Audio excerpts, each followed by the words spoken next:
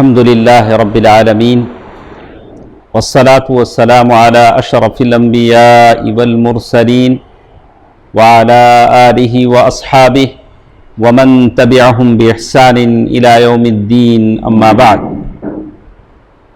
اللہ تعالیٰ کا فضل و کرم ہے کہ سیرت کے اس مجلس میں ہم شریک ہیں۔ جتنے ہمارے ساتھ ہیں، چاہے وہ میرے سامنے ہوں یا سوشل میڈیا کے ذریعے، یوٹیوب چینل کے ذریعے یا زوم کے ذریعے سے ہمارے درسوں میں شریک ہوتے ہوں، سب سے کہوں گا کہ یہ آخری کے جو دروس ہیں بہت ہی اہم ہیں۔ اب وہ وقت ہے سید المرسلین، خاتم المرسلین محمد صلی اللہ علیہ وسلم کے دنیا سے رخصتی کا وقت ہے۔ تو اس وقت جو باتیں نبی صلی اللہ علیہ وسلم نے کہیں بہت ہی اہم ہیں۔ آج کے اس درس میں ہمارے ساتھ ہے اللہ کے نبی صلی اللہ علیہ وسلم کی آخری فوجی مہم۔ اللہ کے نبی صلی اللہ علیہ وسلم کی زندگی میں بہت سارے سریات ہوئے، غزوات ہوئے، 100 سے زائد سریے، غزوے پورے، جیسے علماء نے کہا ہے۔ ہم لوگوں نے اس سے پہلے سنا کہ مسلمانوں نے رومن امپائر کے خلاف جنگ کیا، مسلمان جنگ کے لیے نکلے، جنگ تو نہیں ہوئی لیکن جنگ کے لیے نکلے۔ لیکن جیسے آج کل ہم دیکھتے ہیں مسلمانوں کے دشمن نیند میں، بیداری میں، ہمیشہ ان کے ذہن میں مسلمان ہی ہیں۔ کھاتے پیتے بھی تو کیا سوچتے ہیں؟ مسلمان۔ شاید یہ لوگ سانس لیتے بھی ہیں تو کیسے؟ مسلمان۔ تو اللہ تعالیٰ نے اتنا ڈر اور خوف، رعب ان کے دلوں میں ڈال دیا ہے۔ یہ اور بات ہے کہ ہم مسلمان تھوڑے غافل ہیں۔ مجھے صبح ایک چیز پڑھ کر بڑا تعجب ہوا۔ میں نے صبح نیوز پڑھا، ثنا بھائی، صبح میں نے نیوز پڑھا، کہا کہ 4 بچے کامراج سلائی، کہاں ہے روڈ؟ دریا کے پاس، 4 بچے ویلنگ کرتے ہوئے گرفتار ہوئے۔ ویلنگ بولے تو ایک ویل پہ گاڑی چلانا۔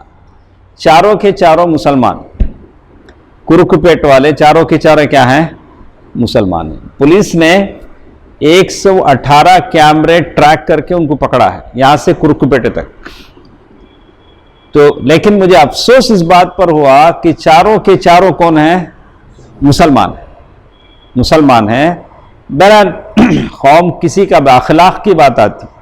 یہ ایک ایسے وقت جب مسلمان پٹ رہے ہیں، مارے جا رہے ہیں، ان کے خلاف سازشیں ہو رہے ہیں، مسلم قوم ان باتوں پر توجہ دینے کے بجائے نوجوان ایسے کاموں میں ملوث ہوں، ایسے ان کی گرفتاریاں ہوں، ذرا دل کو کیا ہوتا ہے؟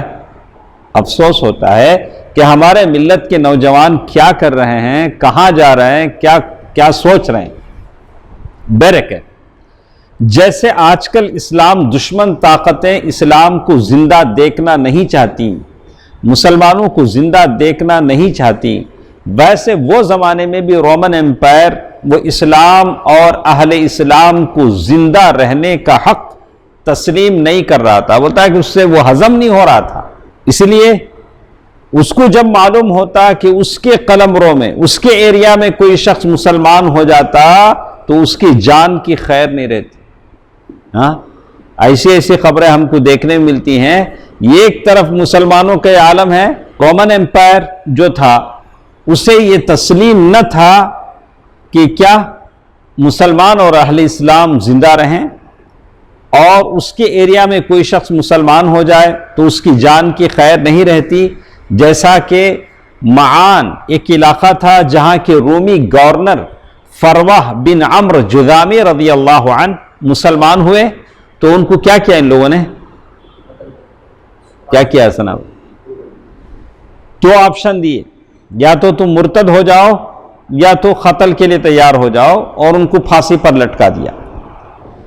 اس جرأت تو اللہ کے نبی صلی اللہ علیہ وسلم نے دیکھا کہ رومن امپائر کو یہ جرأت ہے، تو اللہ کے نبی صلی اللہ علیہ وسلم نے اس کو خوف دلانے کے لیے سفر کی 11 تاریخ کو ایک بڑے لشکر کی تیاری کی، اور لشکر کے امیر اسامہ بن زید رضی اللہ تعالیٰ عنہ کو بنا دیا، اور حکم دیا کہ بلقا کا علاقہ اور داروم کی فلسطینی سرزمین سواروں کے ذریعے روند آؤ، صرف جا کر وہاں تک کیا کرو، مارچ کر کے آؤ، اتنا کرو۔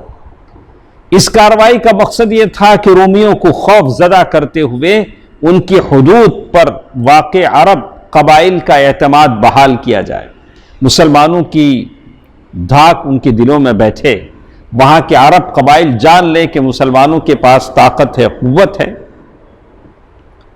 تو اس موقع پر کچھ لوگوں نے کہا کہ اسامہ بن زید یہ تو چھوٹے سے بچے ہیں، ان کو سپہ سالار نہیں بنانا چاہیے۔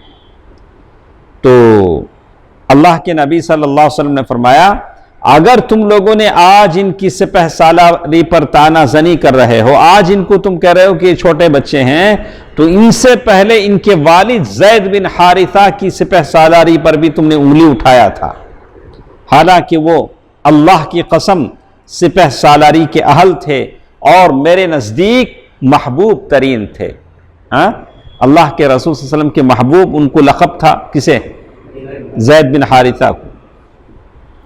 اللہ کے نبی صلی اللہ علیہ وسلم فرمایا کہ وہ بھی محبوب تھے، یہ بھی محبوب ہیں، ان کے بیٹے اسامہ بن زید۔ بہرحال صحابہ کرام اسامہ رضی اللہ تعالی عنہ کے ارد گرد جمع ہو گئے، ان کے لشکر میں شامل ہو گئے، اور لشکر روانہ ہوا۔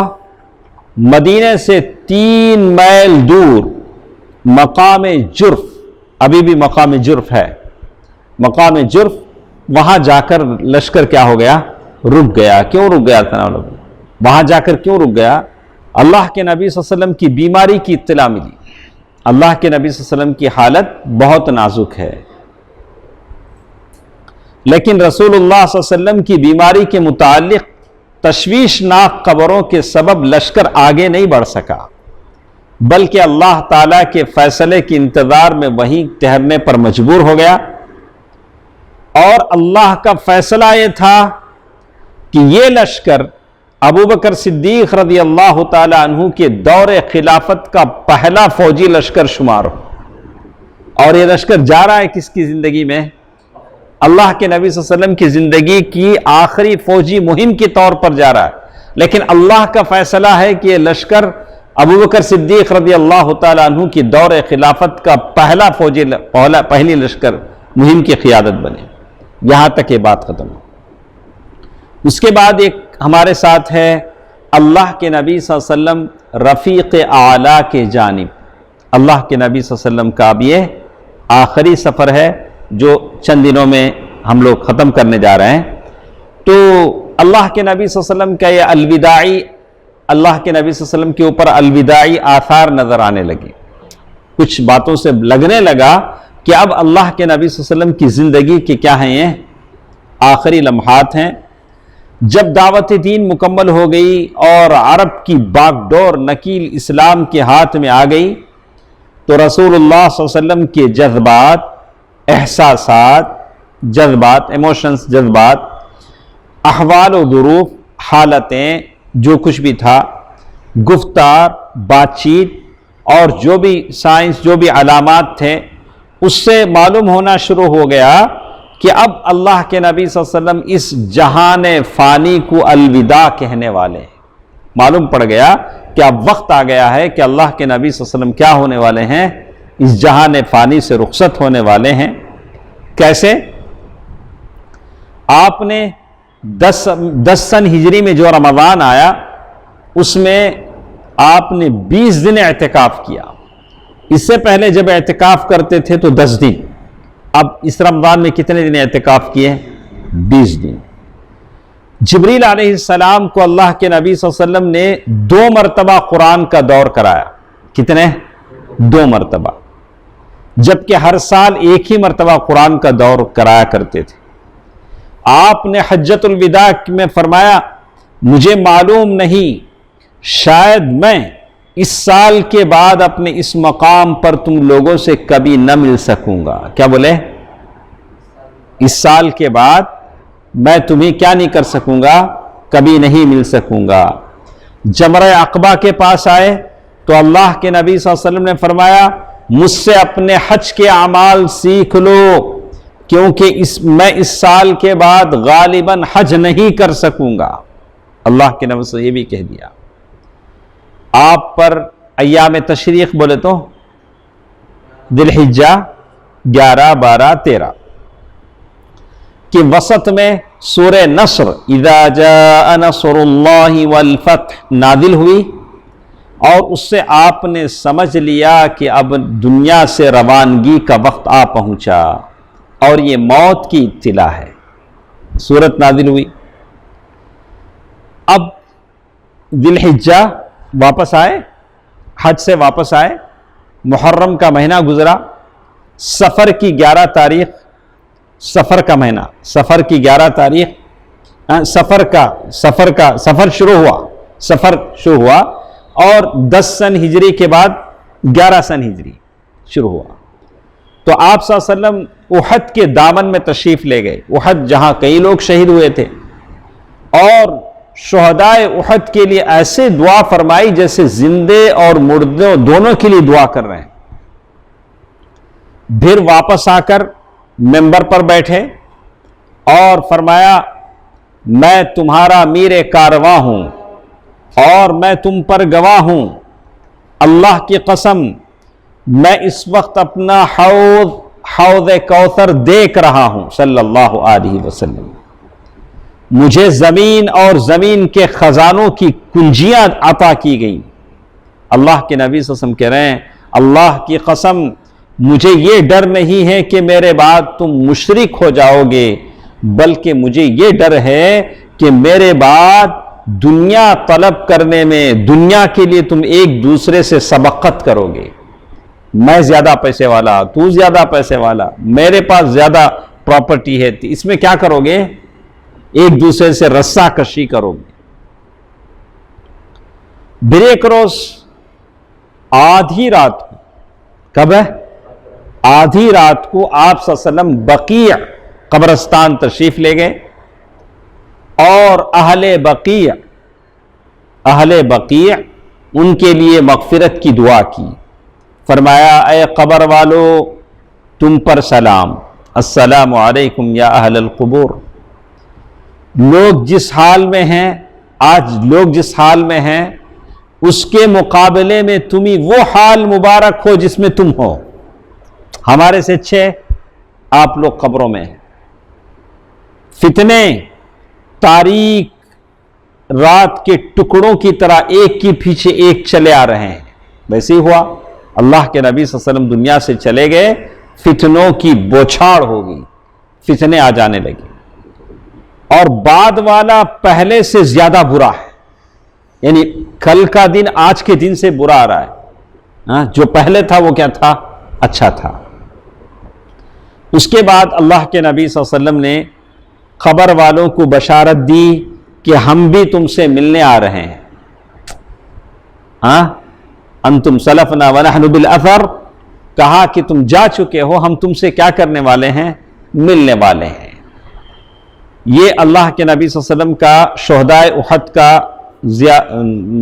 گئے تھے وہاں دعا کرنے کے لیے، پھر بقیع الغرقد بقیع گئے دعا کرنے کے لیے۔ اس کے بعد اللہ کے نبی صلی اللہ علیہ وسلم کو بیماری کے آثار شروع ہوئے، اب یہاں سے بیماری شروع ہوئی۔ کون سا مہینہ ہے تناول میں؟ سفر کا مہینہ، سفر کے اوائل۔ پھر سفر کا مہینہ ایسے ہی ختم ہوا، کہاں تک؟ 29 سفر، 29 سفر، سفر کا مہینہ 29۔ شنبہ، دو شنبے کو رسول اللہ صلی اللہ علیہ وسلم ایک جنازے میں بقیع تشریف لے گئے، ایک جنازے میں گئے، واپسی پر راستے میں درد شروع ہو گیا، اللہ کے نبی صلی اللہ علیہ وسلم کیا ہوا؟ درد شروع ہو گیا۔ اللہ کے نبی صلی اللہ علیہ وسلم آتے آتے وا رأسا، میرے سر میں بہت درد۔ تو بعض روایتیں آتی ہیں کہ خدیجہ رضی اللہ تعالی عنہ نے بھی اپنا سر پکڑے رکھا تھا، کہا کہ میرے سر میں بھی درد ہے۔ تو اللہ کے نبی صلی اللہ علیہ وسلم فرمایا کہ اس میں تعجب کی کیا بات ہے؟ اگر تم مجھ سے پہلے وفات پا جاؤ تو میں تمہیں نہلاؤں گا، کفناؤں گا۔ تو علماء کہتے ہیں کہ اگر شوہر مر جاتا ہے تو بیوی اسے کیا کر سکتی ہے؟ نہلا سکتی ہے، بوسہ دے سکتی ہے۔ اگر بیوی مر جائے تو شوہر اسے کیا کر سکتا ہے؟ بوسہ دے سکتا ہے، جبکہ کچھ لوگ اسے بولتے نہیں نہیں چھونا بھی نہیں، بعض اوقات دیکھنا بھی نہیں، شوہر بیوی کو کیا نہیں کرنا، دیکھنا بھی نہیں۔ اللہ یاد، یہ کیسا قانون ہے، یہ ہمارے سمجھ میں نہیں آتا ہے۔ اچھا، اللہ کے نبی صلی اللہ علیہ وسلم نے اللہ کے رسول صلی اللہ علیہ وسلم کے انتقال کے بعد ابو بکر رضی اللہ تعالی عنہ آئے، چہرے سے پردہ نکالا، بوسہ دیا کہ نہیں دیا، پیار کرے کہ نہیں کرے، پیار کرے، کہ طبت حیا و میتا، اللہ تعالیٰ آپ پر دو موتیں جمع نہیں کرے گا، آپ پاک ہیں زندگی میں بھی مرنے کے بعد۔ تو اللہ کے نبی صلی اللہ علیہ وسلم کے سر میں درد شروع ہو گیا اور حرارت، ٹیمپریچر اتنا تیز ہو گیا کہ سر پر جو پٹی بندھی ہوئی تھی، پٹی کے اوپر سے محسوس ہو رہی تھی، سر پر نہیں۔ کوئی اگر پٹی پر ہاتھ رکھتے تو پٹی گرم ہو گئی تھی، اتنا ٹیمپریچر، اتنی گرمی آ گئی تھی۔ تو یہ آپ کے مرض الموت کا آغاز تھا۔ کیا تھا یہ؟ مرض الموت کا آغاز تھا۔ کیا تاریخ تھی؟ 29 صفر 11 سن ہجری آغاز تھا۔ آپ نے اسی حالت میں 11 دن نماز پڑھائی، مرض الموت میں ہیں، 11 دن نماز پڑھایا اللہ کے نبی صلی اللہ علیہ وسلم نے۔ تو پورا جو آپ کا مرض الموت تھا، جس میں آپ کا انتقال ہوا، وہ 13 یا 14 دن تھے، 13 یا 14 دن جس میں اللہ کے نبی صلی اللہ علیہ وسلم بیمار رہے۔ اس کے بعد اللہ کے نبی صلی اللہ علیہ وسلم کی زندگی کا آخری ہفتہ، لاسٹ ویک، اللہ کے نبی صلی اللہ علیہ وسلم کا، رسول اللہ صلی اللہ علیہ وسلم کی طبیعت روز بروز بوجھل ہو جا رہی تھی۔ اس دوران اللہ کے نبی صلی اللہ علیہ وسلم آپ کی جو بیویاں ہوتی ان سے پوچھتے، کل کس کی باری ہے، کل مجھے کہاں رہنا ہے، تو کل میں کہاں رہوں گا، میں کل کہاں رہوں گا۔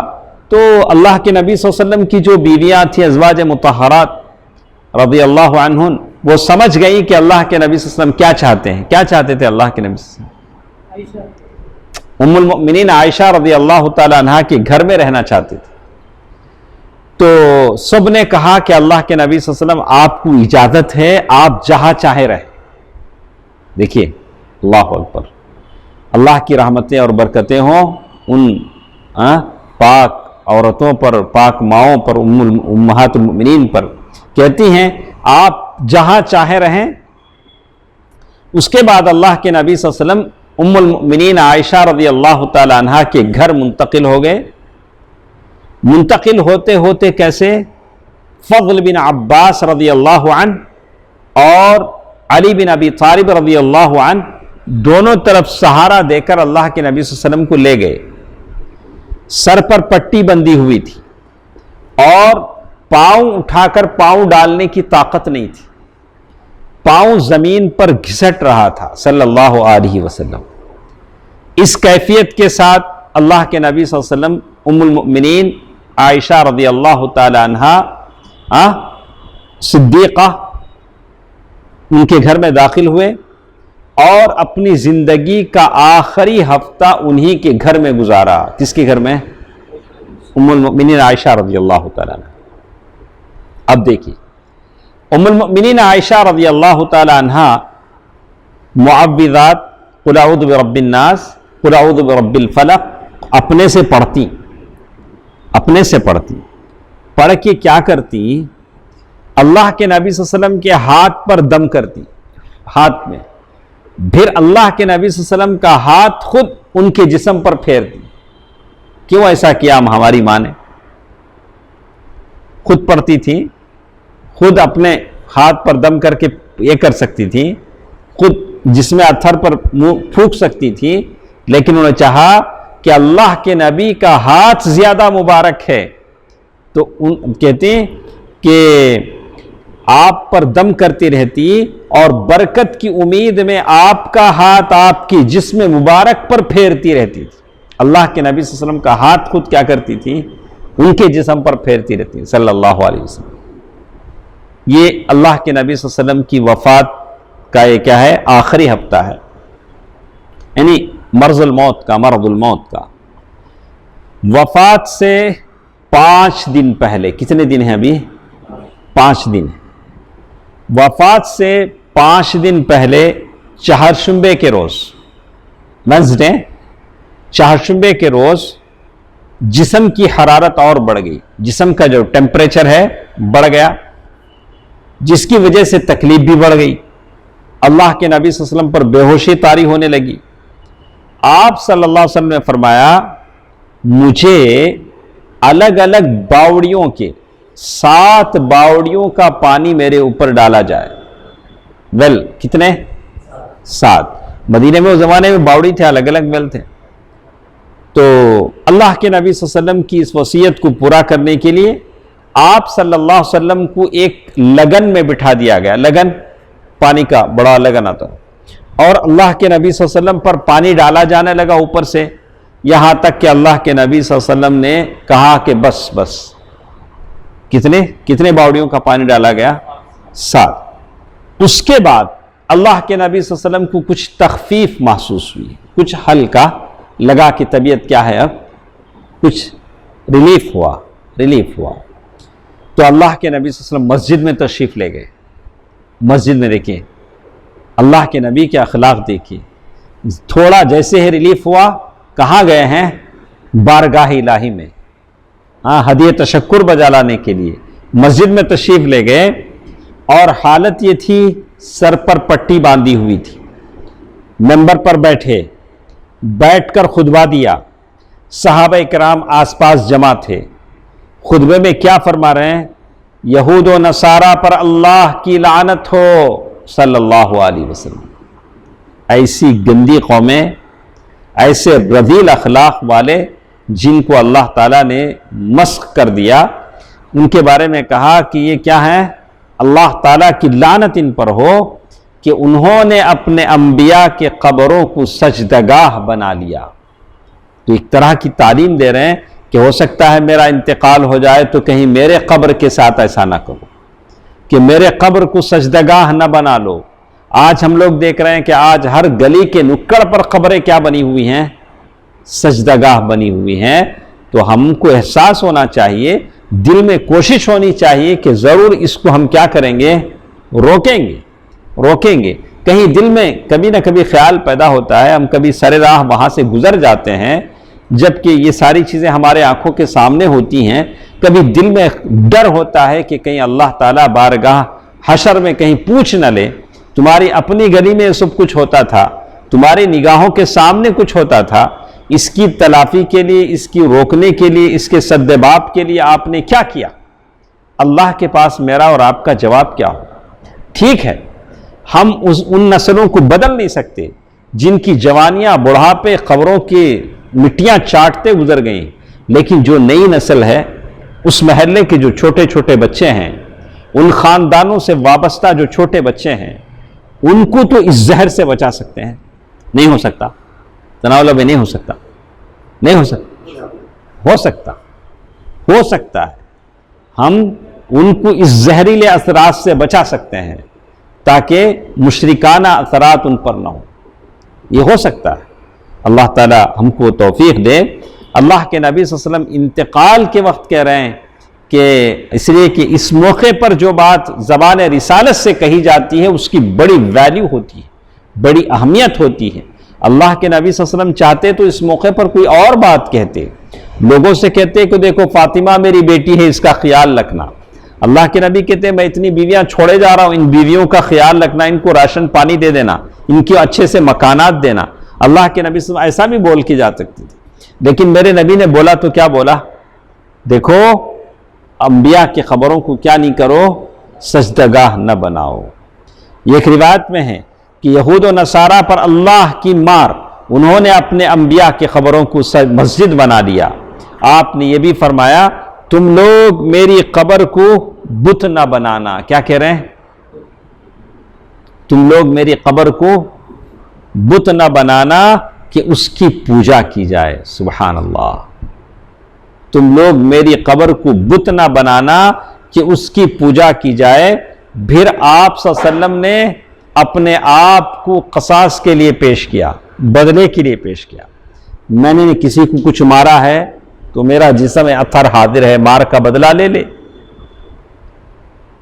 فرمایا میں نے کسی کی پیٹھ پر کوڑا مارا ہو تو یہ میری پیٹھ حاضر ہے صلی اللہ علیہ وسلم، وہ بدلہ لے لے۔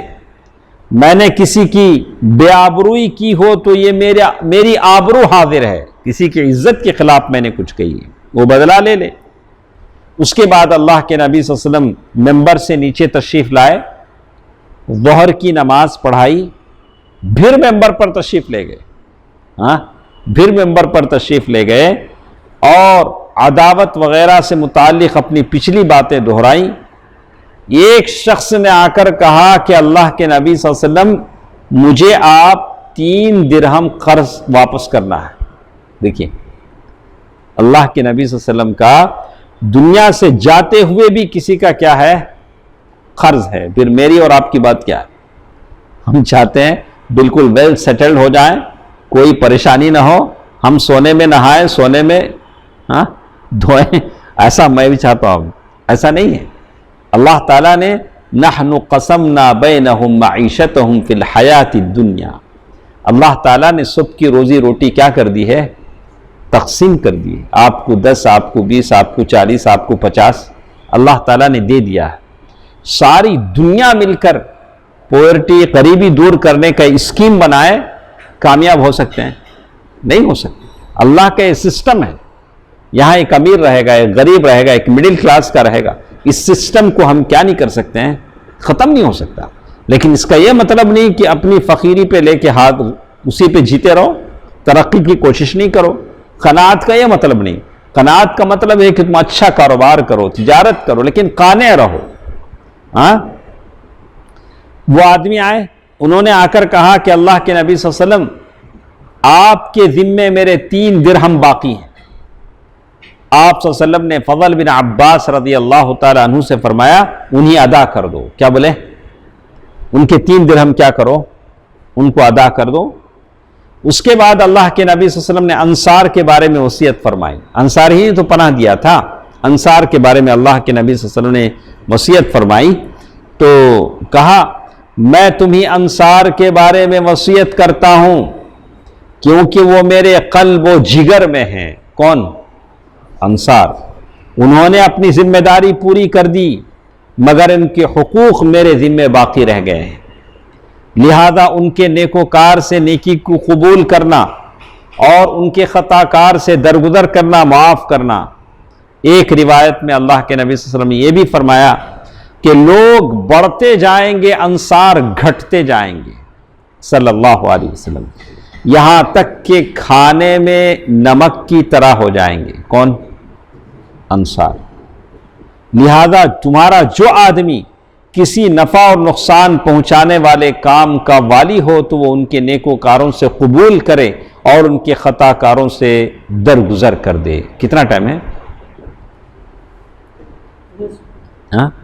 اوکے، ماشاءاللہ۔ اس کے بعد آپ صلی اللہ علیہ وسلم نے کیا فرمایا؟ دیکھیے آپ صلی اللہ علیہ وسلم نے فرمایا ایک بندے کو اللہ تعالیٰ نے اختیار دیا ہے، وہ یا تو دنیا کی چمک دمک اور زیب و زینت میں سے جو کچھ چاہے اللہ اسے دے دے، یا اللہ کے پاس جو کچھ ہے اسے اختیار کر لے۔ کیا اختیار دیا اللہ نے اس بندے کو؟ یہ دنیا ہے، یہ دنیا کی چمک ہے، دمک ہے، زیب و زینت ہے، یہ آپ لے لیں، یا اللہ کے پاس آپ کے لیے جو کچھ ہے اسے آپ پسند کریں۔ تو اس بندے نے کیا پسند کیا ہوگا؟ یہ تو فنا ہونے والا ہے۔ دنیا کی چمک دمک زیب و زینت کیا ہے؟ فنا ہونے والی ہے۔ والآخرۃ خیر وابقیٰ، اور آخرت بہت بہتر ہے اور باقی رہنے والی ہے۔ تو بندے نے کیا پسند کیا ہوگا؟ آخرت۔ تو اس بندے نے اللہ کے پاس والی چیز کو اختیار کر لیا۔ اللہ کے نبی صلی اللہ علیہ وسلم نے اشارے میں بتا دیا۔ ابو سعید خدری رضی اللہ تعالی عنہ کا بیان ہے کہ یہ بات سن کر ابو بکر صدیق رضی اللہ عنہ رونے لگے اور فرمایا ہم اپنے ماں باپ سمیت آپ پر قربان۔ تو دوسرے جو لوگ تھے وہ بڑے تعجب کیے۔ لوگوں نے کہا اس بوڑھے کو دیکھو۔ کسے دیکھو؟ کون مراد ہے اسے؟ ابو بکر. رسول اللہ صلی اللہ علیہ وسلم کس کا کوئی ذکر کر رہے ہیں اور یہ بوڑھا بول رہا ہے ہم اور ہمارے ماں باپ آپ پر قربان، رو رہا ہے. تو صحابہ نہیں سمجھ سکے، لیکن سمجھ کس نے لیا؟ ابو بکر صدیق رضی اللہ تعالی عنہ نے سمجھ لیا. تو کہتے ہیں یہ بوڑھا کہہ رہا ہے کہ ہم اپنے ماں باپ کے ساتھ آپ پر قربان، لیکن چند دنوں بعد واضح ہوا کہ جس بندے کو اختیار دیا گیا تھا وہ خود رسول اللہ صلی اللہ علیہ وسلم تھے، اور ابو بکر رضی اللہ عنہ ہم میں سب سے زیادہ صاحب علم تھے. پھر رسول اللہ صلی اللہ علیہ وسلم نے فرمایا مجھ پر اپنی رفاقت اور مال میں سب سے زیادہ صاحب احسان ابو بکر ہیں. سب سے زیادہ مجھ پر کس نے احسان کیا؟ اللہ کے نبی صلی اللہ علیہ وسلم ابو بکر کو کیا ہوتے تھے؟ ابو بکر اللہ کے نبی صلی اللہ علیہ وسلم کو کیا ہوتے تھے؟ سسر نا، سسر تک ہم رکھ لیتے ہیں.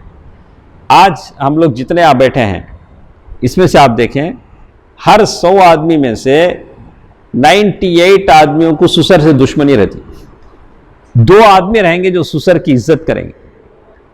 میں دیکھ رہا ہوں بڑے بڑے علامہ لوگوں کو دیکھا ہوں، سسر ادھر سے آدمی ادھر سے بھاگ جاتا ہے، سسر سے دشمنی. لیکن بیوی سے محبت، مطلب پھل سے محبت، جھاڑ سے دشمنی. فروٹ ہونا، جھاڑ نہ. ہاں تو یہ کیسا انصاف ہے؟ یہ کیسی عجیب بات ہے. یہاں اللہ کے نبی صلی اللہ علیہ وسلم کو دیکھیے دنیا سے جا رہے ہیں اور ابو بکر صدیق رضی اللہ تعالی عنہ اپنے سسر کے بارے میں کہہ رہے ہیں کہ رفاقت میں، دوستی میں اور مال میں سب سے زیادہ صاحب احسان کون ہے؟ ابو بکر ہیں رضی اللہ عنہ. اور اتنا ہی نہیں بولے، کیا بولے؟ اور اگر میں اپنے رب کے علاوہ کسی اور کو دوست بناتا، خلیل بناتا تو ابو بکر کو خلیل بناتا. لیکن ان کے ساتھ اسلام کی اخوت، بھائی چارگی، محبت کا تعلق ہے. اور آپ دیکھیں گے کہ اللہ کے نبی صلی اللہ علیہ وسلم نے یہ بھی کہا کہ مسجد میں کوئی دروازہ باقی چھوڑا نہ جائے بلکہ اسے بند کر دیا جائے. وہ زمانے میں ایسا ہوتا تھا، آس پاس گھر تھے، گھروں کے دروازے مسجد کی طرف، مسجد کے صحن میں کھلتے تھے، وہاں سے لوگ گزرتے تھے. اللہ کے نبی صلی اللہ علیہ وسلم فرمایا کہ سارے دروازے بند کر دیے جائیں الا خوخۃ ابی بکر، سوائے کس کے؟ ابو بکر رضی اللہ تعالیٰ عنہ کے دروازے کے. آج بھی جب آپ باب السلام یا باب الرحمہ وہاں سے جب جائیں گے مسجد نبی میں، وہاں اندر لکھا ہوگا خوخۃ ابی بکر. آج تک بھی ویسے ہی لکھا ہے، وہ جگہ کی نشاندہی ہے. تو سوائے ابو بکر کے دروازے کے اسے کیا کر دیا جائے؟ بند نہ کیا جائے. تو اس کے بعد ہمارے ساتھ بات ہے اللہ کے نبی صلی اللہ علیہ وسلم کی. ہمارے پاس 5 منٹ ہے، 5 منٹ کا ٹائم. تو اللہ کے نبی صلی اللہ علیہ وسلم کی بات 4 دن پہلے، اللہ کے نبی صلی اللہ علیہ وسلم کے انتقال سے 4 دن پہلے کیا ہو رہا ہے؟ وفات سے 4 دن پہلے جمعرات کے دن اللہ کے نبی صلی اللہ علیہ وسلم بڑی تکلیف سے دوچار تھے. اللہ کے نبی صلی اللہ علیہ وسلم کو بڑی تکلیف ہو رہی تھی. تو اللہ کے نبی صلی اللہ علیہ وسلم نے فرمایا لاؤ میں تمہیں ایک تحریر لکھ دوں. کیا بولے؟